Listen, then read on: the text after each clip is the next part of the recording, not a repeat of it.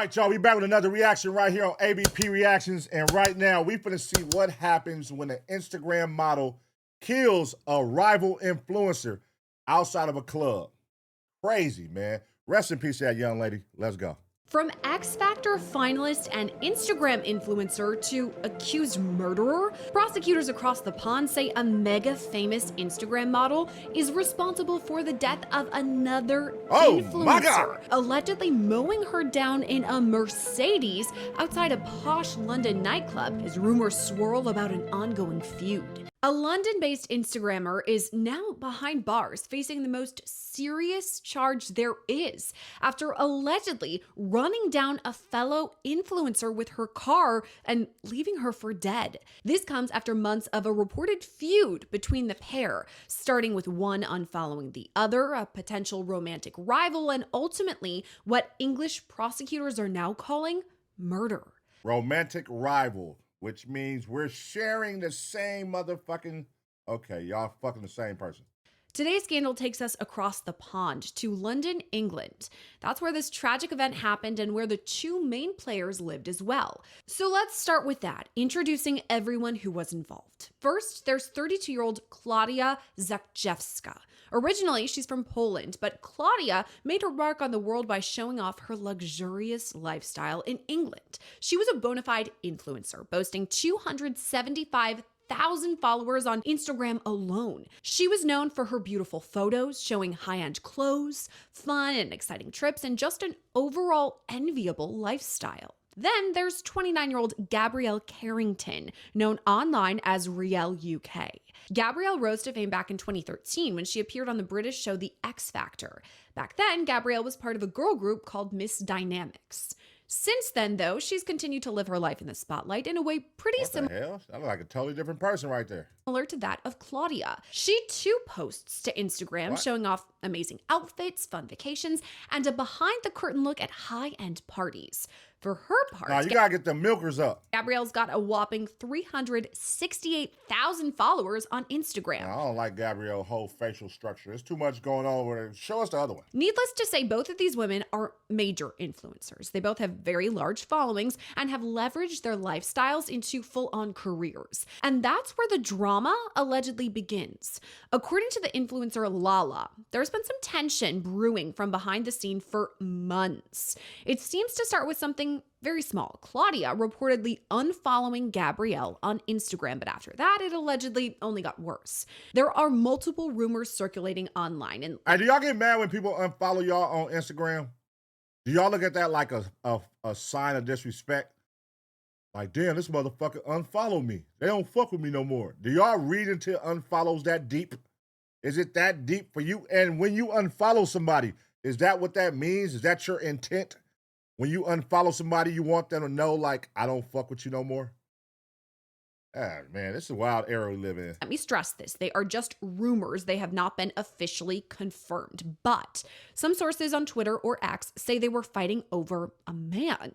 Others speculate they had a business deal that fell through, causing the drama to perpetuate. Now, it's unclear what exactly happened in their personal lives leading up to this incident, but we know things went from bad to worse on April 19th. Both Gabrielle and Claudia were in the Soho neighborhood of London visiting a nightclub called Inca. According to prosecutors, quote, further checks of CCTV show that Ms. Carrington, meaning Gabrielle, had arrived in Argyle Street in her car, which was nearby to the Inca nightclub. During this time, she seemed to have an altercation with a male as she exited her car. Now, prosecutors say Gabrielle got into this altercation. That continued after she got out of her car, a black Mercedes. Club security tried to break it all up, but then Gabrielle got back into the driver's seat. Prosecutors would later say in open court, quote, during this maneuver, the vehicle has struck Ms. Zakrzewska, who was positioned to the front side of the vehicle, and she was dragged forwards and dropped between the vehicle and a metal bike rack. So again, according to prosecutors, Gabrielle drug Claudia with her vehicle, crashing Claudia's body into a metal bike rack. As the vehicle kept moving forward, it fully took her underneath the vehicle and at the same time had struck a security member of staff, Anush Shaishush, who was on the pavement. Damn. So you over here big time fucking up. You done killed her, and now you done hit. I didn't know she hit somebody else, a staff member. Leave. According to the Metropolitan Police, the security guard had, quote, life-changing injuries. And Oh, another woman named Letitia Armstrong was also injured in the crash. what? Police were called at about 4:30 a.m. that day and arrived to the scene by about 5. According to the Manchester Evening News, prosecutors said the scene can only be described as lots of people shouting. Could be described as melee, so to speak. But the worst of all was for Claudia. She was rushed to the hospital and fell into a coma. Shortly thereafter, Gabrielle was arrested. Tests showed she had 61 micrograms of alcohol per 100 milliliters of breath. I looked it up because in America, we're more used to blood alcohol content or BAC. That means Gabrielle blew between a 0.13 and a 0.14, nearly twice the legal limit of 0.08. Damn. Now, at the time, Gabrielle was charged with grievous bodily harm with intent, actual bodily harm, dangerous driving, drink driving, what it's called over there, and attempted murder. She appeared in Westminster Magistrates Court on April 21st and was remanded into custody.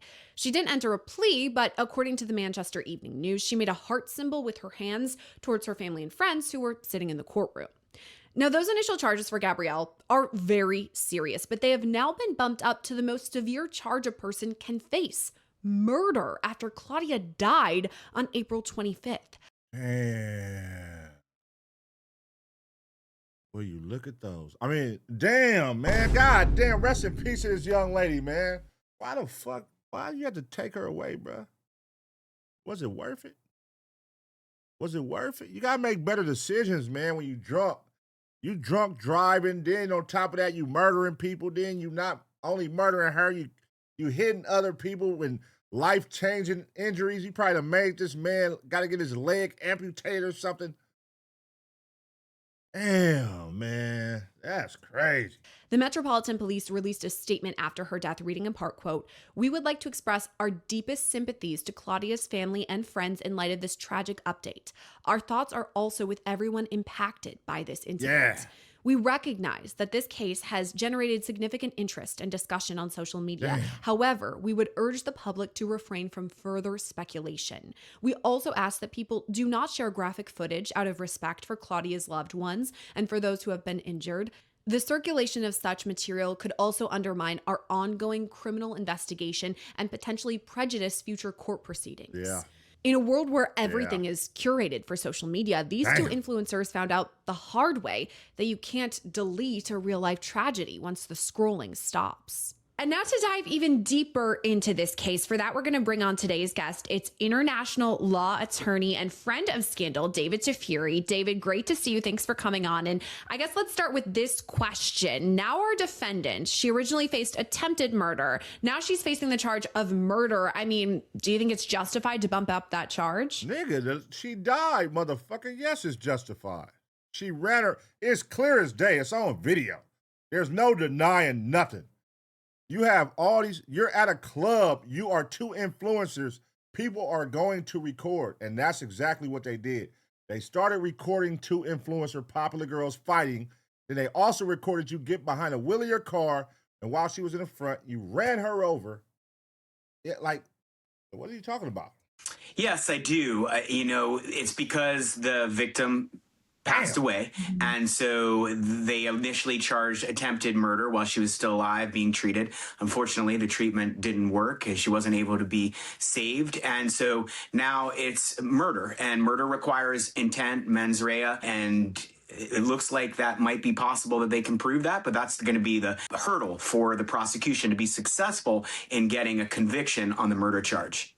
Yeah, to your point, it makes sense to me that they would update or rather bump up the charge to murder now that the victim has unfortunately passed away in this case. Just a devastating tragedy all around. But there is a pretty big difference between a charge of attempted murder, still really severe, but attempted murder is not as severe as murder because somebody's life ended here. So I know what it's like a bit here in the States, but is it similar there across the pond, the differences between those two charges?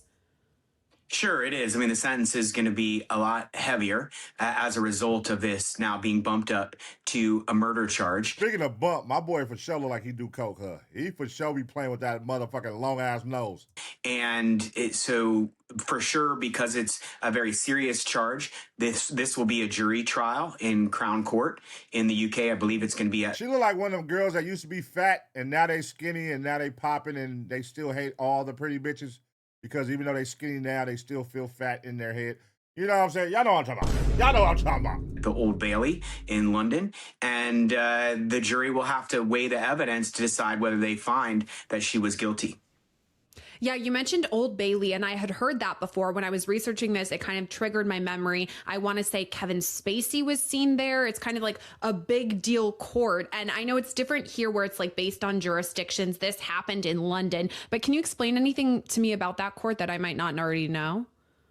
Well, this is the highest kind of trial court. So if this were a lesser offense, if this were akin to a misdemeanor, then she could be tried in a magistrate's court and perhaps also be tried without a jury. But in this case, it's going to be at the High Court, the Old Bailey, and with a jury trial. Okay, so this is the biggest deal. I mean, the most severe charge you can face, the highest court that they have over there. So this isn't something just to be scoffed at. And I guess there's kind of a lot of factors that went into all of this. So let's break those down before we circle back to talk about. Man, how the hell is she going to beat this? Let's really talk about how is she going to beat this? How? What can she possibly say happened where they're going to find her not guilty? Like, it's all on camera. The whole breakdown from start to finish. Murder. Now, one of the things is that there was an alleged feud or ongoing beef between these two women because I looked at their Instagram followings. Both of them have thousands, hundreds of thousands of followers. They're, top of the top on as far as it comes to social media and being influencers. But I guess they had kind of some beef and background between each other. Is that something that prosecutors would want to kind of take a look at? Now, listen, y'all. This woman lost her life over an unfollow. That is really crazy. Now, that's really crazy when you think about that. Y'all, because you unfollowed me, bitch, I hate you. And when I see you, I want to fight you. Not only do I want to fight you, I'm going to get in my car and run you over. Like, is it worth it? Is it worth it? Even if it's, a dude over a guy. Getting in your car in front of multiple cameras, in front of a nightclub, and running over somebody. And now you got to sit in jail, and you're possibly going to be looking at life for sure. They were, I guess, working toward this case going to trial. Sure. In order to satisfy that mens rea, to show intent, either intent to kill someone or to do grievous bodily harm, they're going to want to be able to show that there was a motive. And so what occurred between these two, the fight that they were having, the arguments that they were having, will be part of the motive. And I also looked at their Instagram pages. They have a similar look to them, I think it's fair to say. So maybe they're also kind of competing for the same space as influencers. Maybe that's part of it. Maybe there's jealousy between them, and that. Man, shut up, nigga. There's so much goddamn room for influencers on the internet. I think it said competing for the same space. They ain't got to compete. All they got to do is show ass on the gram, and they're going to get a follow from us. Hello. God. You feel me? Hey. All you got to do is shake that monkey. You know what I mean? No, that's y'all. Ended up kind of being exacerbated into what resulted in this very unfortunate incident. Okay, so you mentioned motive. Now, I know here in the United States, it isn't required to either bring a charge or yield a conviction. Most of the time we like to have it. And I say we like to because me, as a person who works in true crime, I like to know why there's a motive. I know that jurors too, because murder is the most heinous crime. We want to know why something like that happened. Is it required over in the UK to have? It's not required, but it's an important part of demonstrating intent. In other words, if you have a motive, the jury is more likely to find that there was intent. And that makes sense to me because if I'm her defense attorney, I could say, okay, she got in the car. Maybe she didn't see Claudia there. You know, maybe she, we're going to talk about drinking and driving too, but oh, it was just a big accident. However, if I'm a prosecutor, I'm going to say, well, let's look at, you know, their background. Let's look at their texts. Let's look at their feuding that they had ongoing. So I do kind of agree that this motive is kind of important, but the premeditation of it all, is it the same here as it is over in the UK as far as murder and premeditation and the requirement there?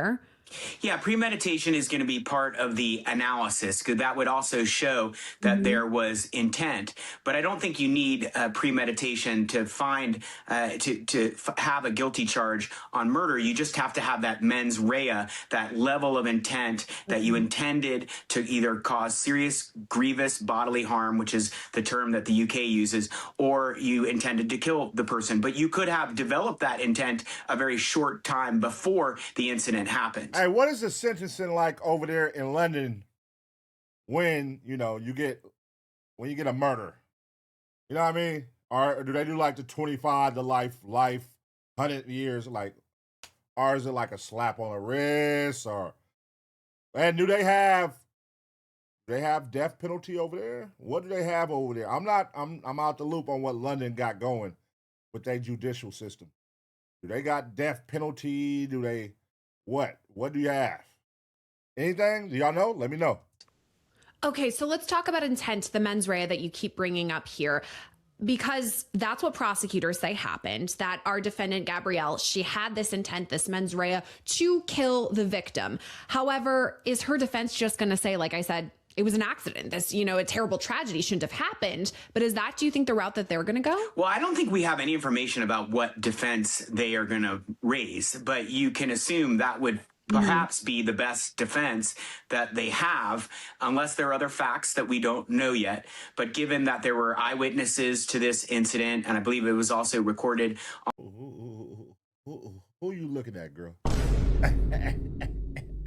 Who you looking at? Huh? On video, it's going to be hard for them to say that she wasn't the driver of the vehicle. So perhaps they're going to argue that she didn't mean actually to hit this victim and that it was an accident. And that would be probably the most likely defense, barring other facts that we do not know. Yeah, you're right. Bloody we haven't heard hell. anything about a defense as of now. That's all just speculation. She hasn't even entered a plea of any sort at this point, so still kind of early on. But you did mention something about CCTV or surveillance camera, and there was a court hearing when it originally was the attempted murder charge where prosecutors over in the UK kind of described everything. And the way that they talked about it, it was just so gruesome to even just read what they were saying that I guess allegedly prosecutors say Gabrielle's behind the wheel and she literally drags Claudia into a metal, you know, where people park their bikes, you know, a metal bike rack, drags her under the vehicle. That to me, I mean, we can talk about this with her being allegedly drunk or, you know, under the influence over the BAC that's legal over there.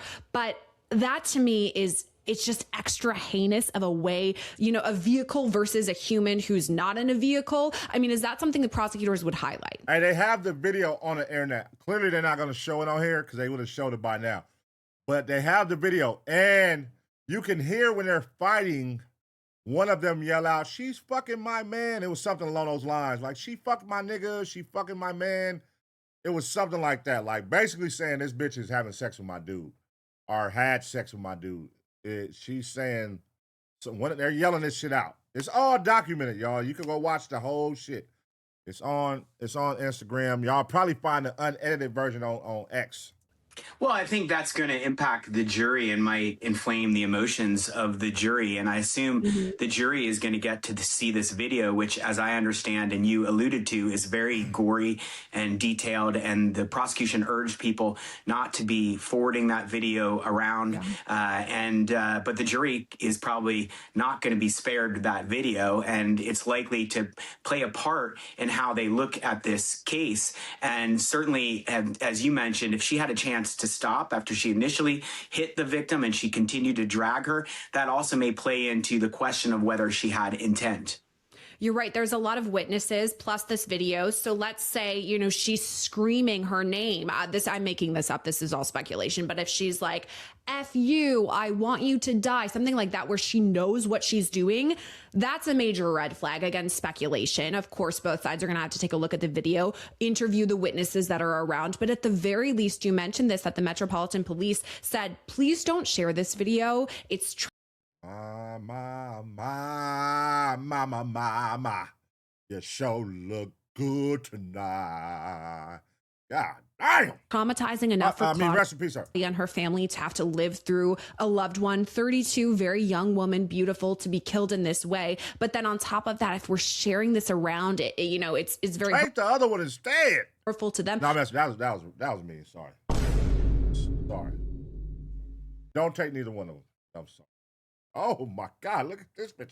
But also could maybe jeopardize the investigation. And that kind of leads into my next question is, you know, she just recently died. The crash happened, you know, a week or so ago, a little bit more, but she just recently died. So does that change the course of the investigation? Because initially she was still alive. Maybe she'll wake up from the coma. Maybe we'll be able to interview her as investigators. Now she's passed on. It kicks it into a homicide investigation, right? Yes, absolutely. And obviously she's not going to be a witness. They're not going to be able to, take her testimony. And so that will impact the case. But as we talked about, there's a lot of other evidence. And so they may not need her testimony to find the defendant guilty.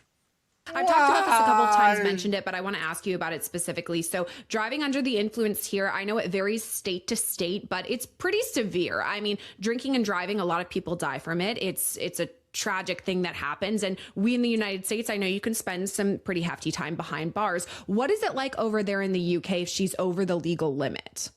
So it's also, a crime in the UK. I don't know exactly what the blood alcohol content limit is in London, and I don't know what evidence there is, whether they actually have evidence of what her blood alcohol content was. It does sound like they have it because she was charged with the crime of being under the influence. But hey, and in that video, also, I believe it was a girl that got in the passenger side of the car. Somebody got in the passenger side of the car with her. So I wonder, damn, that had to be crazy. Like, you're in the car in the passenger seat when your homegirl gets in and drives over the bitch she beefing with and runs her over and kills her, and you in the passenger seat. I know, you like, motherfucker, you just put me in some shit. This is obviously a much lesser crime than the crime of murder. And so they will likely, continue with that charge, but they're going to be focused on getting a guilty verdict on the murder charge. Now I'm thinking as a defense attorney, if I'm her team, I guess, and I don't know how it works over there, so you explain this to me, but I would say, okay, let's make this a vehicular manslaughter charge because, okay, if she's under the influence and they do have her blood alcohol content, I have it in the story. I don't know off the top of my head what it is there. Here in the States, it's 0.08. It's something very comparable in London. But if they say, okay, yeah, we've got her breathalyzer or her blood. Okay, she was over the limit. We can't really, defend that. Why is this not vehicular manslaughter versus murder? Is that something that her defense could even argue for bumping down the charge? I think so. If the prosecution found that they're having trouble proving intent, then they could bump down the charge to manslaughter. And that's usually what happens when you have a case where there's a murder charge, but they aren't able to prove intent. This may be something that the defense goes after. They may embrace the fact that she was drunk, right? Because they may plead guilty to the, under the influence charge and say that this was an accident that happened when she was under the influence. That would be a much lesser punishment if she's only found guilty of driving under the influence and not found guilty of murder or manslaughter. Yeah, exactly. That's what I'm kind of thinking if I'm a defense attorney, the route that I would want to go. But to your point, everything we've talked about so far, it seems that prosecutors believe that there was this mens rea, that there was this intent, and it's likely possible that they have a lot of information they haven't revealed to us in the public. We're just talking about these rumors that have swirled about. What do y'all think, man? I don't know. I feel I'm looking at one and at the other. This one right here, she probably out there, should be rest in peace to her. She was probably every nigga want to look at her, bro. She's killing. I mean, shout out to the other one. Shout out to the other one. Shout out to you, sister. Shout out to you. Shout out to you. Not saying you not, but this one right here, she damn near like a little better than Kim K. I ain't gonna cap. She look a little nice. So she probably the one that everybody trying to holler at. And I feel like, the motive was I need a reason not to like her, and you found a reason. But to take it to that level to where you want to run her over with your car, that says that you, like, that is more than like just unfollow on Instagram. You hate that she's a bad bitch. And that all your niggas are, who you want her type shit. It's giving that energy. Because why would you go as far as running her over with a car? For what? Like, it ain't that serious, bitch. Like, what? Their feud or their beef, whatever it may be. Maybe prosecutors know. Maybe prosecutors have looked in their DMs. And I guess that kind of leads into my next question. We know about both of these women. One, because she was a contestant on The X Factor, which is a really famous show, I guess, internationally. But additionally, they're both pretty famous influencers at this point. And I'm wondering, could any of their posts, their DMs, their lifestyle as influencers be used as court exhibits if this were to go to trial? Absolutely. I think their posts certainly will be part of the evidence if they posted about each other. I don't know if they posted public. There might be some jealousy here for sure. I don't know, man. It just seemed like, come on, y'all see what's going on. To go to that extent after having a little club debate, a little fight in front of the club, to go in a car to run her over, you really passionate about she gotta die. Like, I'm gonna do this in front of everybody.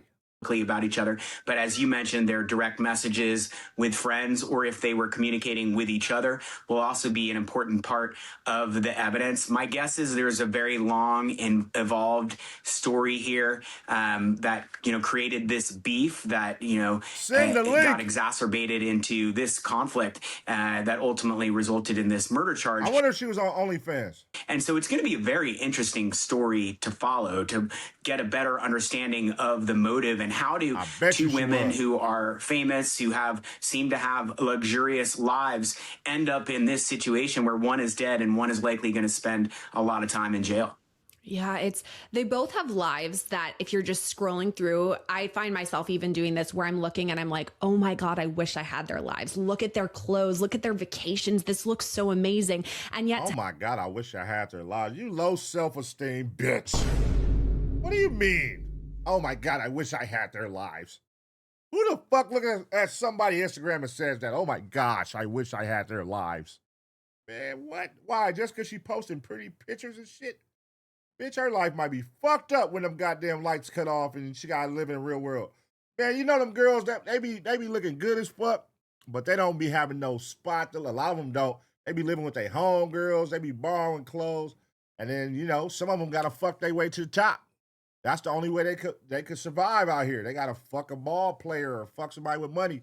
Other than that, they ain't got shit going. They got fucked up credit. They out here doing bad. Have it end this way. To your point, one is 32 years old. She's now been murdered. The other, 29 years old, accused of murder. I mean, it's not where you would think it would go. And I think you're right. This case is getting a lot of attention because we're getting a look behind the curtain. What is it really like in these high-end influencer roles? And then to have this charge, I know I keep saying it, but the most severe charge you can face because murder is just, the most unforgivable act. And again, she has not been convicted here. She hasn't even entered a plea. And that leads into my last question for you, David. What are your thoughts, your hypotheses for what's ahead? Do you think this would end in a plea? Is her defense going to try to bump it down as we suggested? If she is convicted of murder, what sort of sentence would she face? What are just your overall thoughts about the future? Well, it sounds like, before we know more, there's just a lot of evidence. Like, it's going to be an overwhelmingly strong case for the prosecution. For sure. And so my guess is what the defense will try to do is make the defense that you said.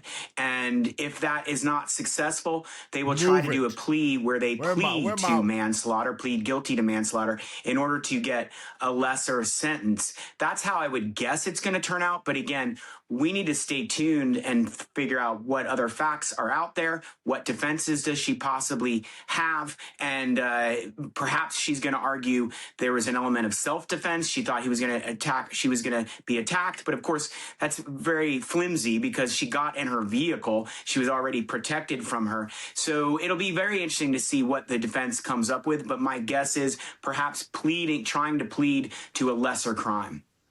Yeah, this one, it's just tragic on all fronts, too. You know, a life lost. Why?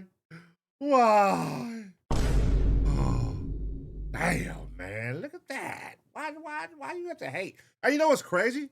That I just realized I just said that she is actually older than the other one. This one right here is 32 years old. The other one is 29. And it looks vice versa. You would think she was a 29-year-old and that one was a 32. That's crazy. A person's life ruined, the decisions that were made totally preventable. It's a very, very tragic and sad story. Yeah, David Tafuri, thank you for coming on Scandal and walking us through it all. Thank you. Gabrielle Carrington is due back in court on May 19th, and that's where today's episode of Scandal leaves us for now. All right, for sure, for sure. Damn. Rest in peace to that young lady. Rest in peace. Gone too soon. Yam slaughter, huh? Yam slaughter. Damn, man. Rest in peace, man. Damn. Yeah, that's a sad situation, y'all. Ladies, control your tempers. It's not worth it, man. That you out here over unfollow and a girl, you know, fucking your nigga. Y'all both out here influencers. Y'all doing it up. Y'all probably got 1 million niggas in y'all DMs. Any nigga y'all want. I'm sure it's not hard when you look like that. You can reach out, hey, you know, hey, tap in one of these basketball niggas. What's the nigga name? Zion. You see that nigga paying $65,000 for some coochie. He paying $65,000 for coochie. So like, what are you out here fighting over? Y'all not fighting over a nigga that's paying $65,000 for the cat. Like, yeah, shit. Y'all need to bar up, like level. I mean, I don't know what y'all fighting over. He might be whoever it was, but I'm over here sounding like a hater, huh? It might be. But long story short, it's all kind of tricks out there. It's all kind of niggas out there. And you know, you an influencer. Obviously, you got that many followers. You know what you're doing. You know what you're doing. You on the gram showing it up. You feel me? But is it worth killing another girl over fucking her nigga in front of the club, in front of everybody, and brutally running her over with your car completely to the point where she's underneath your whole car? You smash her to the bike rack and then you back up over again. Is it worth it? Is it worth your freedom? That's crazy, man. Hey, let me know what y'all think. What y'all think should happen here? Who was in the wrong? Who was in the right? Condolences again to her family. Rest in peace to that young lady. I'm going to give y'all 2 seconds to smash the like. And as always, get ready for the next reaction.